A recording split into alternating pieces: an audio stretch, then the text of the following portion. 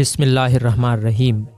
نیک بادشاہ اور ملکہ کا واقعہ بیان کیا جاتا ہے کہ کسی ملک میں ایک نیک سیرت بادشاہ کی حکومت تھی۔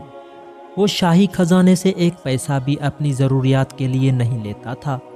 وہ کہا کرتا تھا کہ شاہی خزانہ عوام کا ہے اور عوام پر ہی خرچ کیا جانا چاہیے۔ بادشاہ خود کتابت کیا کرتا تھا اور اس کی آمدنی سے اپنا گزارا کرتا تھا۔ اس کی ملکہ بھی نیک تھی۔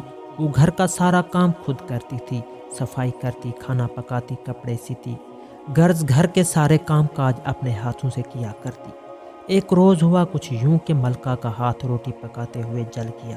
جب بادشاہ گھر آیا تو ملکہ نے کہا، مجھے ایک خادمہ رکھنے کی اجازت دے تاکہ وہ گھر کے کام کاج میں میری مدد کرے۔ بادشاہ نے کہا، ملکہ تم جانتی ہو کہ میں شاہی خزانے سے ایک پیسہ بھی نہیں لیتا، اس لیے کہ یہ عوام کا پیسہ ہے اور میری آمدنی اتنی نہیں کہ میں ایک خادمہ کو رکھ سکوں، کیونکہ میری آمدنی میرے ہاتھ کی کمائی پر ہے اور کتابت سے اتنی آمدنی نہیں ہوتی کہ میں ایک تمہارے لیے خادمہ رکھ سکوں۔ مزید بادشاہ کہنے لگا کہ اگرچہ میں بادشاہ ہوں مگر حقیقت میں ایک عام غریب آدمی ہوں۔ شاہی خزانے پر صرف عوام کا حق ہے جو صرف عوام کی فلاح کے لیے ہی خرچ ہونا چاہیے۔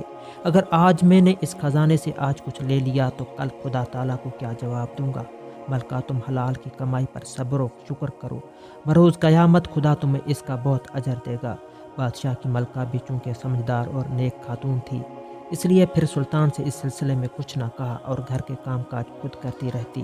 اس لیے کہا جاتا ہے کہ خدا سے دوستی رکھنا ہو تو اپنے ہاتھ سے کماؤ اور حلال رزق سے اپنے اور خاندان کی کفالت کرو۔